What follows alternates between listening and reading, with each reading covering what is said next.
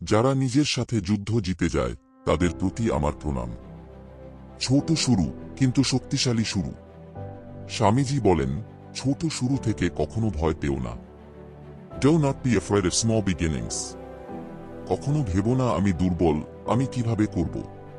আমার মন স্থির নয়, আমি কিভাবে মনোযোগ দেব, কিভাবে ধ্যান করব। স্বামীজি বলেন, ভরসা রাখো। ছোট শুরুই বড় সফলতায় রূপান্তরিত হয়। মহান কর্ম শুরু করার পর কি করবে? মনে রেখো, তুমি জন্মেছ মহান কর্ম করার জন্য। ছোট ছোট বাধা বিপত্তিকে ভয় পেও না। আকাশের বজ্রপাতের গর্জন থেকেও ভয় পেও না। শুধু উঠে দাঁড়াও এবং কাজ শুরু করো। যখন আমরা বড় কিছু করতে যাই তখন অনেকেই আমাদের নিরুৎসাহিত করে। কেউ উপহাস করে, কেউ হতাশ করতে চায়, কেউ ভয় দেখায়। তাই স্বামীজি বলেন, Let not the bark of puppies frighten you. কাজে মন দাও। স্বামীজি বলেন, এখন শুধু কাজের উপর মন দাও। বদলে কিছু চেও না। যা আছে তা দাও। Ask nothing, want nothing in return.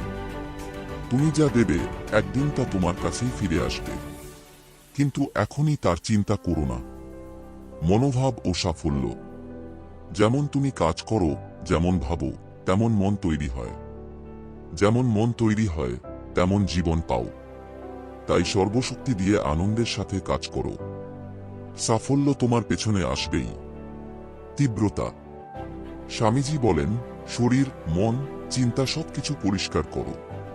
তাহলেই তোমার ভেতরে সেই অগ্নি জ্বলবে, যা অলসতা, দুর্বলতা ও নেতিবাচকতা পুড়িয়ে ফেলবে। আত্মশক্তি আমাদের ভেতরেই আছে। আমাদের শুধু বাধাগুলো সরাতে হবে। আত্মবল ও আত্মশক্তি। যাকে আমরা দুঃখ ও পাপ বলি তার একটাই কারণ, শক্তির অভাব। এই জীবনে আমাদের একটাই জিনিস দরকার, আর সেটা হলো শক্তি। যে অভ্যাস বা বস্তু তোমাকে দুর্বল করে তাকে বিষ মনে করে ছুঁড়ে ফেলো। ভেতর থেকে বড় হও।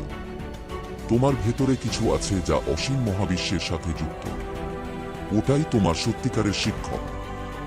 বাইরে কেউ তোমাকে শান্ত বা আধ্যাত্মিক করতে পারবে না। তোমার শিক্ষক তোমার ভেতরেই আছে, তার সাথে যুক্ত হতে শেখো।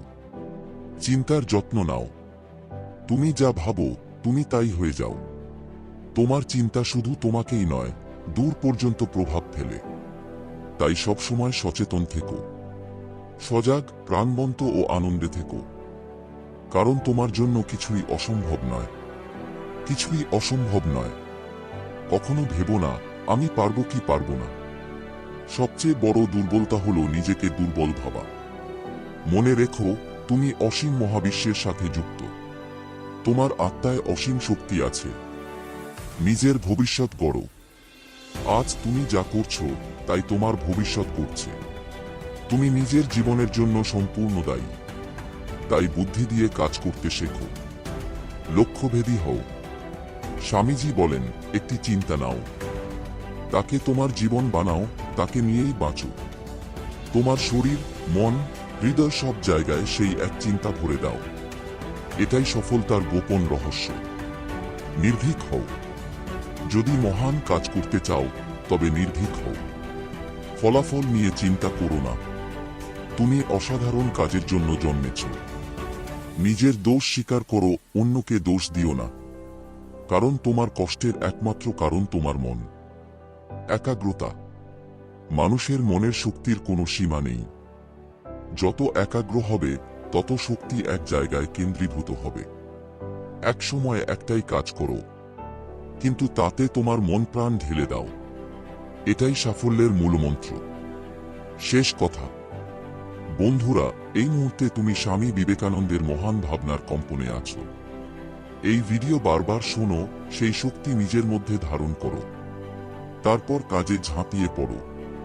মনে রেখো, তোমার সময় সবচেয়ে মূল্যবান।